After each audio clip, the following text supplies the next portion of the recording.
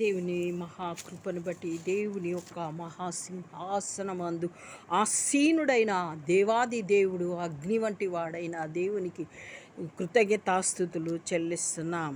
మరి ఎహెచ్కేలు 1:27 చివరి లైన్లో ఆయన అగ్ని స్వరూపంగా నాకు కనబడేను. ఒక సింహాసనం మీద మానవ రూపం ఒకటి కనబడిందంట. ఆయన అగ్ని స్వరూపముగా ఎహెచ్కేలుకు ఒక దర్శనము కలిగింది. మరి ఆ విధంగా ఆయనకు తేజోమయంగా కనబడెను. అగ్ని స్వరూపముగా నాకు కనబడెను, చుట్టూను తేజోమహిమగా కనబడెను అని ఎహెచ్కేలు చెప్తున్నాడు.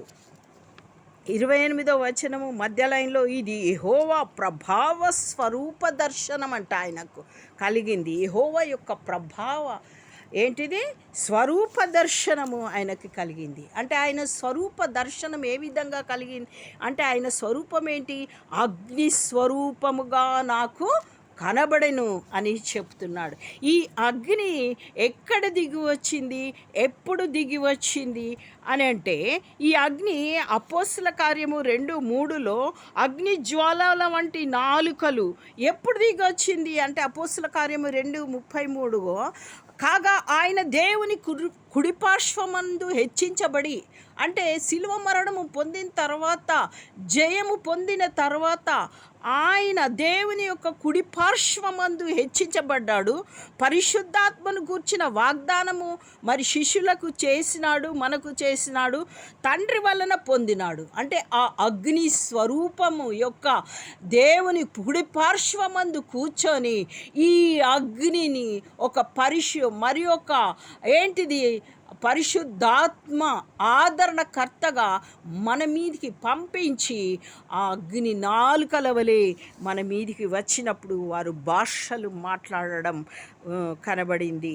అక్కడ ఒక్కొక్కరి మీద వాళ్ళగా వారు ఏం చేశారు? అందరూ అపోస్తల కార్యం 2:4లో అందరూ పరిశుద్ధాత్మతో నిండిన వారే, ఆ ఆత్మ వారికి వాక్శక్తిని అనుగ్రహించిన కొలది అన్య భాషలు మాట్లాడసాగిరి. చూడండి, యోహాను సువార్త 3:5లో యేసు ఇట్లా, నేను ఒకడు నీటి మూలంగాను ఆత్మ మూలంగాను జన్మించితేనే కానీ దేవుని రాజ్యంలో ప్రవేశింపలేడని నీతో నిశ్చయంగా చెప్పుచున్నాను. ఎప్పుడైతే యేసు క్రీస్తు వారు ఆయన కుడిపార్శ్వమందు కూర్చొని మరి హెచ్చించబడిన తర్వాత పరిశుద్ధాత్మ వాగ్దానమును పంపించినాడు, వాగ్దానం చేసిన పరిశుద్ధాత్మను పంపించినాడు. దాన్ని తప్పకుండా అందరూ పొందవాలి. దాని సూచన ఏంటిది అని అంటే, మరి మనకు భాషలు అని పేతురు వివరంగా చెప్పినారు. మీరు చూస్తున్నది, వింటున్నది ఆయన చెప్పినటువంటి వాగ్దానమే. ఆ వాగ్దానం వలన, పరిశుద్ధాత్మ వలన కూడా మీరు బాప్తిసము పొందాలి అని చెప్పినాడు. ఎహెచ్కేలు 47:3 ఈ నది నీరు పరిశుద్ధ స్థలం నుండి పారుచున్నది అని చెప్పినాడు. 47:3-6 వరకు మనం చూసినట్లయితే దాంట్లో ముఖ్యమైన విషయాలు, మూరలు కొలిచినట్ల ఆ నీళ్ళ గుండా నడిపింపగా నీళ్లు చీలమండలం లోతు నుండేను. అంటే చీలమండలం అని అంటే పాదాల లోతు. ఆ పాదాల లోతు ఉంటే నువ్వు ఆయన కుడిపార్శ్వం యుద్ధ దాకా, అంటే పరిశుద్ధాత్మను పొందినవాడవు కాదు. అంటే కేవలము నీవు నీటి బాప్తీసము తీసుకున్నావే కానీ అగ్ని బాప్తీసము తీసుకోలే.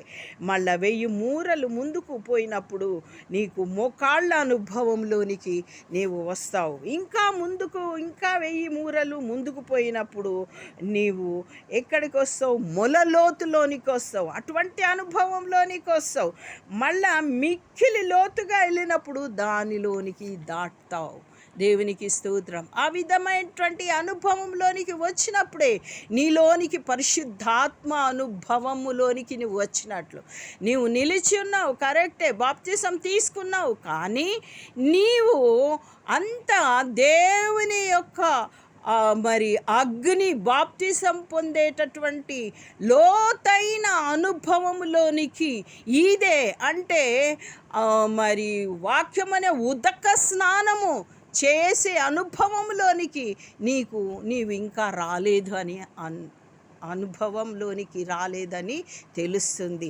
ఎప్పుడైతే నీవు మరి దాటలేనంత ఈదవలసినంత మరి ఆ నీళ్ళలోనికి వెళ్ళి నువ్వు ఈదుతావో, అంటే వాక్యం అనే ఉదక స్నానం చేస్తావో, అప్పుడు నీలోనికి పరిశుద్ధాత్మ ఆ వాక్యము నిన్ను కడిగి పరిశుద్ధపరిచి అప్పుడు నిన్ను ఏంటి అగ్ని బాప్తీసం, పరిశుద్ధాత్మ వలన బాప్తీసం అనేది వస్తుంది. కాబట్టి అందుకే యోహాను సువార్త 3:5 యేసు ఇట్లా నేను ఒకడు నీటి మూలంగాను ఆత్మ మూలంగాను జన్మించితే గాని దేవుని రాజ్యంలో ప్రవేశింపలేడని నీతో నిశ్చయముగా చెప్పుచున్నాను అనేను. ఎందుకు అనంటే చెప్పిందే చెప్తున్నాను అనంటే మరి ఇంతగా దేవుడు మరి మనల్ని హెచ్చరిస్తున్నప్పుడు నా సొంతంగా ఏమి చెప్పడం లేదు, కానీ మరి ఎందుకు అనంటే ఈ పరిశుద్ధాత్మ మనల్ని నడిపించేదై ఉంటుంది. చూడండి, పరిశుద్ధాత్మ ఒప్పుకోనటువంటి సంఘాలలో పెద్ద పెద్ద గొడవలు అవుతున్నాయి. ఎందుకంటే వారిలో లోతైన అనుభవం లేదు, ఉదక స్నానం చేయడం లేదు, వారిలో వాక్యము జ్ఞాపకం రావడం లేదు. వారు ఏంటిదనంటే 2 గ్రూపులు అయిపోయి పరిశుద్ధాత్మను ఒప్పుకొని సంఘాలలో గొప్ప గొప్ప గొప్ప గొప్ప గొడవలు. వారిని పరిశుద్ధాత్మ నడిపించడం లేదు, వారు ఒప్పుకోరు పరిశుద్ధాత్మను. మరి పరిశుద్ధాత్మ వారిని ఎట్లా నడిపిస్తుంది? ఈ పరిశుద్ధాత్మ వస్తే గొప్ప కేకలు అల్లర్లు చేస్తారు పరిశుద్ధాత్మ ద్వారా. అంటే అపోస్తుల కార్యము 2 దాంట్లోనే వచ్చిన కొద్దీ అనేకులు అన్య భాషలతో వాళ్ళు వాక్శక్తిని మాట్లాడుతున్నారు. అవి అల్లరా, ఇది అల్లరా? ఏది అల్లరిగా నీకు కనబడుతుంది? పరిశుద్ధాత్మ అల్లరిగా కనబడుతుంది, కానీ మీ గొడవలు మీకు అల్లరిగా కనబడడం లేదా? దేవునికి స్తోత్రం. పరిశుద్ధాత్మను ఒప్పుకోండి, పరిశుద్ధాత్మ మిమ్మల్ని నడిపిస్తుంది.